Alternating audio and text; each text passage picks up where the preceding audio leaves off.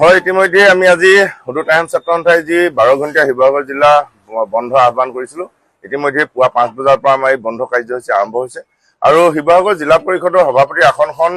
জনজাতীয় লোকৰ বাবে সংৰক্ষণৰ যে সিদ্ধান্ত চৰকাৰে গ্ৰহণ কৰিছিলে, এই হঠকাৰী সিদ্ধান্তৰ বিৰোধিতা কৰি আচলতে আমি সদৌ টাইম ছাত্ৰ সন্থাই 12 ঘণ্টীয়া শিৱসাগৰ জিলা বন্ধ ঘোষণা কৰিছিলো আৰু পুৱা 5 বজাৰ পৰা আৰম্ভ হোৱা এই কাৰ্যসূচীত ইতিমধ্যেই শিৱসাগৰবাসী ৰাইজে স্বতঃস্ফূৰ্তভাৱে আমাৰ সঁহাৰি জনাইছে। সকলোবিলাক ব্যৱসায়িক প্ৰতিষ্ঠানৰ লগতে চৰকাৰী বেচৰকাৰী সকলোবিলাক অনুষ্ঠান প্ৰতিষ্ঠান আছে ইতিমধ্যে আচলতে বন্ধ হৈছে আৰু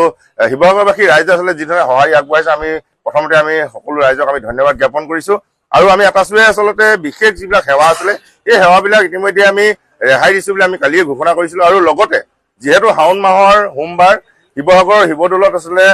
বলবমৰ যিসমূহ ভক্ত আহে এই ভক্তসমূহ আচলতে হাজাৰ হাজাৰ ভক্ত ইয়াৰ সমাগম ঘটে। গতিকে আমি ধৰ্মীয় অনুভূতিৰ আবেগ অনুভূতিৰ প্ৰতি আচলতে সঁহাৰি জনাই এই ভক্তসমূহৰ বাবে কিন্তু আমি ৰেহাই দিছিলো আৰু গতিকে ইতিমধ্যেই ভক্তসকলৰ ইয়াৰ সমাগম ঘটিছে। গতিকে তাৰ বাহিৰে আচলতে বাকী যিবিলাক সকলোবিলাক অনুষ্ঠান প্ৰতিষ্ঠানত বন্ধ আছে। গতিকে আমি পুনৰবাৰ সকলো ৰাইজক আমি আহ্বান জনাইছো যে শিৱসাগৰ ৰাইজৰ আবেগ অনুভূতিৰ আঘাত অনাই যি এই হঠকাৰী সিদ্ধান্ত, এই সিদ্ধান্তৰ বিৰোধিতাৰে আপোনালোক সকলোৱে আমাক আজি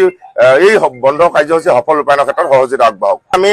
আশা ৰাখিছো যে আচলতে ৰাইজৰ যি আবেগ অনুভূতি, এই আবেগ অনুভূতিক লৈ সদৌ টাইম ছাত্ৰ সন্থাই সমগ্ৰ শিৱসাগৰবাসী ৰাইজৰ সহযোগত আচলতে আমি যি কাৰ্যসূচী ৰূপায়ণ কৰিছো, এই কাৰ্যসূচীৰ পাছতে যাতে চৰকাৰে শিৱসাগৰবাসী ৰাইজৰ যি আবেগ অনুভূতি তাক যাতে তেওঁলোকে বুজিবলৈ চেষ্টা কৰে আৰু তেওঁলোকৰ যি হঠকাৰী সিদ্ধান্ত, সেই সিদ্ধান্ত যাতে বাতিল কৰি এই যিখন জিলা পৰিষদৰ সভাপতি আসন, এই আসনখন যাতে তেওঁলোকে সংৰক্ষণমুক্ত ঘোষণা কৰে। আৰু এটা কথা স্পষ্ট যে ইয়াত যিটো আচলতে জাতীয় জনগোষ্ঠীয় লোকে ৰাজনৈতিকভাৱে সম অধিকাৰেৰে আচলতে জীয়াই থকাৰ যিটো পৰিৱেশ, এই পৰিৱেশটো আমি বিচাৰিছো। আমি ক'বলৈ যোৱা নাই যে কেৱল আহোম জনগোষ্ঠীৰ ৰাইজৰ বাবে এই আসনখন সংৰক্ষণ কৰক, আমি কৈছো যে মুক্ত ৰাখক, যাতে যিকোনো ধৰ্মৰ যিকোনো জাতি জনগোষ্ঠীয় লোকে আচলতে ইয়াত এই আসনখনত অধিষ্ঠিত হ'ব পৰা যিটো ৰাস্তা, সেই ৰাস্তাটো যাতে মুকলি থাকে।